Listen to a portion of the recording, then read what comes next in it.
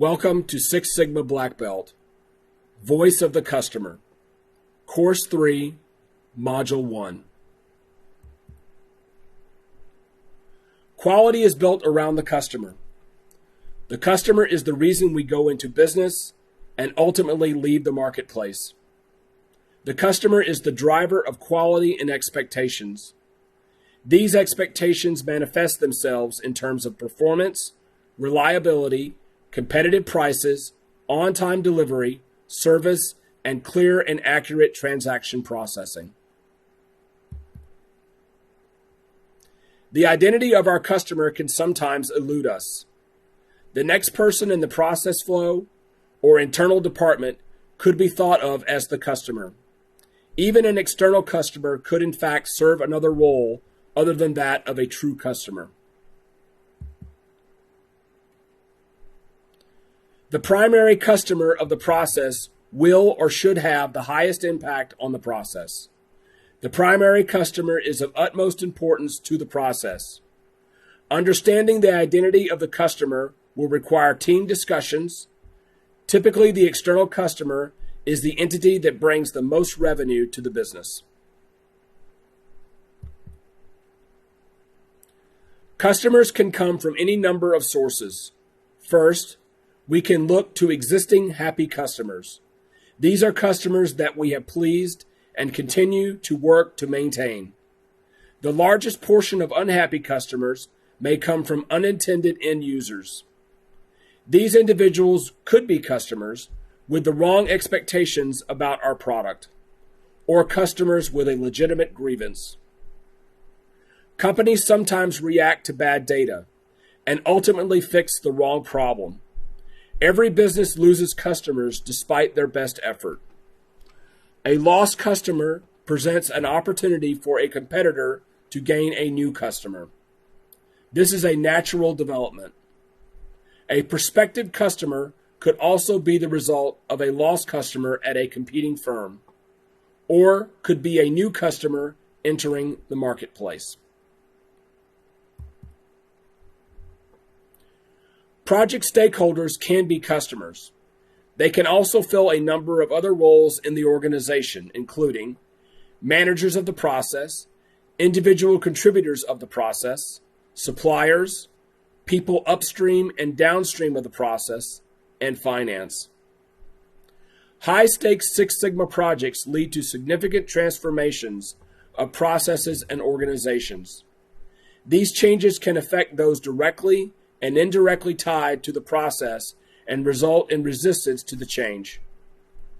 Project stakeholders are put in place to remove or reduce the resistance by enlisting these individuals in the process change.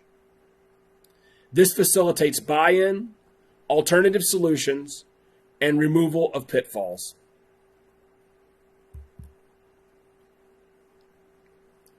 An internal customer can be defined as anyone in the company who is affected by the product or service as it is being generated. Internal customers are ignored in the pursuit of producing goods and services. Internal customers are often employees of the company. As such, organizations should promote ways to bring employees across multiple departments together to solve problems.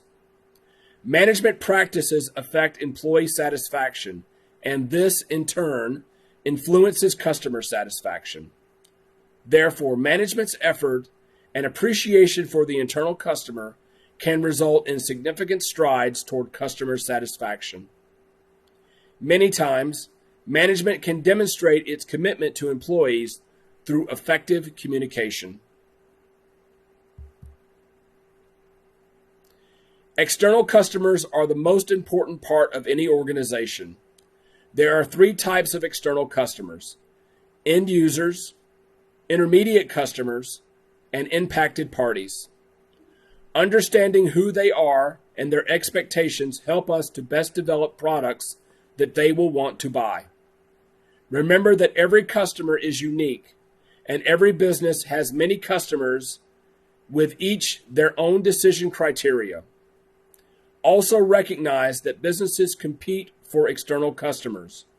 We must be prepared to adjust our strategy as the market's needs change.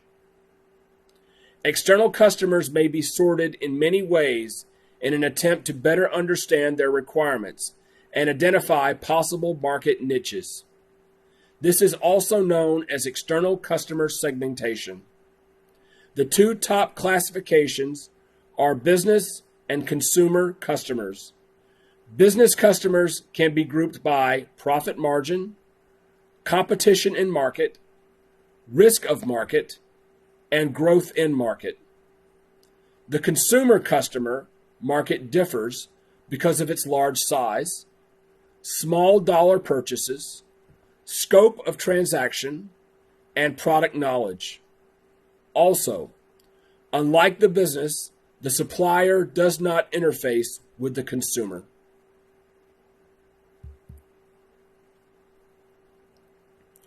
End users are external customers who purchase goods and services for their own use.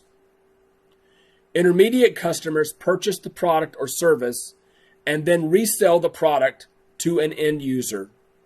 Clearly, the volume of and amount of dollars changing hands is much higher than that for the end user.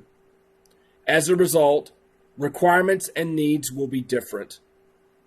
An impacted party is an individual or group who does not purchase or use the product or service, but they can be influenced through the acquisition or use of the product or service.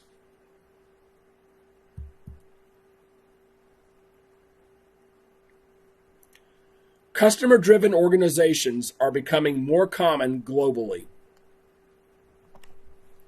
About 70% of customers who leave a company do so not because of the product quality, but because of the service quality. Customer service is at the nexus of how businesses improve. Begin by understanding the customer needs. Develop a service strategy and set of standards for measuring results. Implement through training and proper placement of human resources. Make sure to recognize and celebrate your successes. Most organizations spend most of their resources on acquiring new customers and less on retaining customers. Superior customer satisfaction does not mean the company has good customer retention and good customer loyalty. In fact, customers are worth around 5 times more than new customers. In terms of cost, the cost of retaining a current customer is only 1/4 the cost of acquiring a new customer. The effort to retain customers requires some effort on the company's part. Over 60% of dissatisfied customers think it is futile to complain. When a customer spends on a good or service, they also pay for an expectation. Ironically, building and keeping a happy customer is much harder than managing a dissatisfied customer. An angry customer is more likely to be more vocal and expending more energy and passion in letting others know about their dissatisfaction. In quality circles, it is common to expect that only the disgruntled will take the time to complain. In essence, we only hear about what we do wrong in the eyes of the customer, and so little about what we do right. The value of a loyal customer is not measured on the basis of one large purchase, but rather on the lifetime worth. Loyal customers account for a high proportion of sales and profit growth. Customer retention generates repeat sales, and it is cheaper to retain customers. Promoting a retained customer to a loyal customer can be very difficult.